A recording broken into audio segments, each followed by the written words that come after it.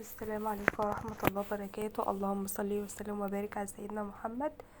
ازيكم حبايب قلبي؟ النهاردة هنعمل طريقة السبانخ بطريقة سهلة وبسيطة جدا، والسبانخ مفيدة جدا للجسم وكلها حديد وللشعر وللصحة عامة يعني، ولأطفالنا كمان لازم نخليهم ياكلوا سبانخ. عفوا. هنا معايا السبانخ، انا جبتها وغسلتها كويس كده ونقيتها من العيدان الصفرا اللي بتبقى فيها. وهنا معانا كزبرة خضرة. السبانخ بتتعمل بالكزبرة الخضرة بس، ما بتحطش لها اي حاجة خضار غير كزبرة خضرة. تمام. انا كده غسلتهم كويس وبنقي منها العيدان الصفرة والعيدان اللي هي غير صالحة للاكل. تمام. بيبقى في عيدان مهرية كده زي ما انتوا شايفين، صفرة مش كويسة، بيبقى فيها حاجة اسمها رجلة، دي اي حاجة يعني بعيد عن السبانخ. والكزبرة نشيلها وننضفها كويس كده زي ما انتوا شايفين اهيت. انا بنقي العيدان اللي غير صالحة للاكل. بجد يا بنات طريقة السبانخ دي تحفة تحفة بجد، انا بعشقها. يعني جربت كل معلش انا عندي برد بقى، جربت كل الطرق بتاعة السبانخ، لكن ما لقيتش الا الطريقة دي هي اللي ظبطت معايا ما شاء الله، وطعمها تحفة. وهي طريقة امي اصلا وننتي، وما بنحط لهاش بقى لا رز ولا عدس ولا لسان العصفور ولا الكلام الغريب اللي احنا بنشوفه ده. تمام. وهنا هوت انا بنقي الكزبرة هوت والسبانخ، واقطعهم بقى زي ما انتوا شايفين كده، شايفين قطعتهم طرنشات كده، حتت صغيرة بالسكينة. بعد ما نقيتهم طبعا وغسلتهم كويس، وقطعت معاه الكزبرة اهيت. عفوا. تعرفين بقى تغيير الجو وكده والبرد مش سايب حد، ربنا يعفو عنا يا رب. يعني البرد بجد لازم نحافظ على نفسنا الايام دي جامد يعني. وهنا بقى انا هوريكم طريقه تقطيعها برضو عشان خاطر البنات اللي لسه بتتعلم الطبخ جديد. طبعا انا عارفه كل الناس بتعرف تطبخ، وكل الناس على دماغي وعلى عيني وعلى راسي من فوق والله.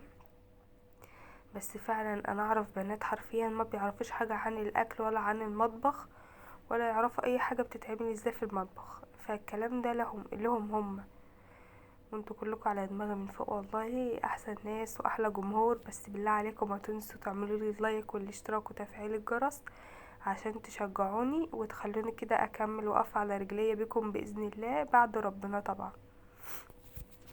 وهنا كده خلاص بقطع السبانخ اهوت. وما تنسوش بقى تدعولي ربنا يشفيني من البرد ده بجد يعني مدمرني. وهنا كده حطيت معلقه سمنه بلدي على نص معلقة دهن اللي هي بتاعت الجاموسة او اللي هي بتاعت الخروف اللي انتوا حابينه، على معلقة زيت. بجد الخلطة ديت يعني بتدي طعم تحفة جدا جدا للأكل. وهنا هقطع كمان 4 فصوص توم على البصلة. معلش بقى الكاميرا كانت بتصور وجاية على جنب كده وانا ما كنتش واخدة بالي فبعدلها. هقطع 4 فصوص توم قطع صغيرة جدا كده، او ممكن تفرموهم في الكبة، او ممكن تدقهم بالهون. تمام. كده هقطعهم قطع صغيرة جدا علشان خاطر يعني هي التوم اصلا بيدي طعم حلو قوي قوي للسبانخ. وانا عامله هناك كده بقى الحله اللي انتوا شايفينها ورا ديت، عامله بقى لحمه ومواسير وكده، ومنزله بقى شوربه كلها بهاريز. السبانخ اصلا انا ما بحبش اعملها غير في اليوم اللي فيه لحمه ومواسير، لان بدل ما بحط لها ميه بحط لها شوربه بقى من اللي فيها سمين بقى وبهاريز. الشوربه ديت بتبقى طعمها قسما بالله العظيم خطيره خطيره يا بنات. جربوها بالشوربه بتاعت المواسير واللحمه، تحفه تحفه بجد. المواسير دي يا بنات مش الكوارع، لا المواسير دي اللي هي بتبقى فيها النخاع اللي بتبقى تيجي مع اللحمه وكده. مش عارفه انتوا عارفينها ولا لا. بس اللي من داخل مصر عارفينها، وممكن حد من خارج مصر مش عارفه يكونوا عارفينها ولا لا. وهنا كده خلاص ضربت حوالي نص نص كوز نص لتر طماطم كده يعني. نعمتها كويس، ونزلت على البصل والثوم بعد ما تشوحوا كويس. وبعد ما هنا كده استوت واتسبكت، انا كنت طبعا علقت بقى على الرز خلاص. وهنا بقى بضيف السبانخ واحده واحده، وكده خلاص بقى بضيف السبانخ زي ما انتوا شايفين كده. هضيف بقى كل كمية السبانخ، ولو الحلة ما اخدتش الكمية ما تخافوش، هتغطوا الحلة 5 دقايق واقل من 5 دقايق، هتلاقوا السبانخ نزلت خالص كده في قاع الحلة. يعني الكمية اللي انتوا شايفينها دي هتبقى ربع الحلة بالظبط. يعني شايفين كتير في الحلة وكتير في الطبق، هيبقى ربعها كمان. شايفين؟ انا اخدت بقى الزيادة حطيتها على جنب كده لحد ما هغطي الحلة، وبعدين هسيبها لحد ما السبانخ تدبل شوية معايا وهكمل بقيتها.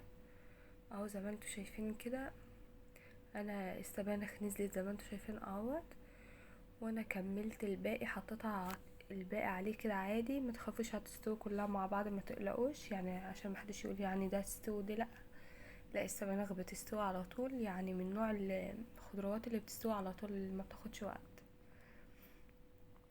بجد جربوها بالطريقه دي هتعجبكم قوي قوي.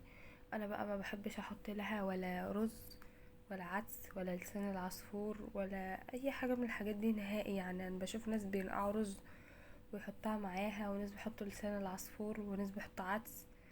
ما جربتها بالحاجات دي كلها، طعمها بجد يعني وحش جدا. يعني استغفر الله العظيم، يعني انا ما تقبلتش طعمها. بس كل الاكل ده اذواق طبعا، بس انا ما حبيتش طعمها خالص يعني نهائي.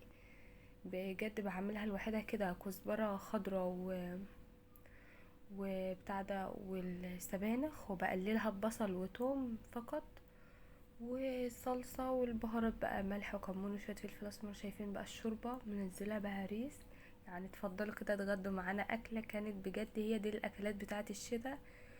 بتدي طاقة كده وبتسخن الجسم وبتخلي الواحد يدفى كده الصراحة.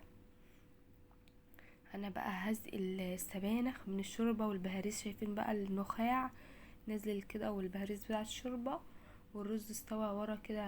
انا نسيت كشفته، نسيت احطله السمنة البلدي طبعا او زيت يعني عادي.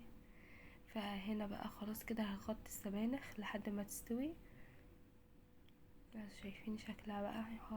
يا الله شهي. بحب السبانخ اوي بالطريقه دي، بيبقى طعمها خطير جدا، وبالذات بقى بالشوربه بقى معموله حاجه كده يعني تستاهل بقكم بجد. وهقلبها كده تقلبه كويسه مع بعض ان شاء الله بقى. وهي قبل ما قبل ما تستوي كده بدقيقتين بسقط فيها اللحمه، واسيبها بقى مع نفسها كده بتاع دقيقتين 5 دقايق، واطفي عليها واغطيها بقى لوقت الاكل. طبعا اغرف السبانخ مع اللحمه كده والشوربه والرز وسلطه بقى ومخلل وحاجه كده بألف هنا على قلبكم ان شاء الله. هنا بقى انا كنت بجيب البهارات. هنا ملح، كنت بظبط الملح بتاعها، لان طبعا انا ظابطه الشوربه على، بس هنا بقى لما زودت الشوربه على السبانخ الملح بتاعها خف، فقلت اظبط بقى الشوربه وكده. وهنا حطيت شويه فلفل اسمر، وكنت ضفت شويه كمون، مش عارفه باين والكاميرا مقفوله، شويه صغيرين جدا. اللي حابب يحط شطه حمرا تمام ماشي، لو حد حابب يحط كزبره ناشفه برضو تمام. كل واحد يعني البهارات دي اذواق. اهم حاجه بقى ما تنسونيش في اللايك والاشتراك، والسلام عليكم ورحمه الله وبركاته.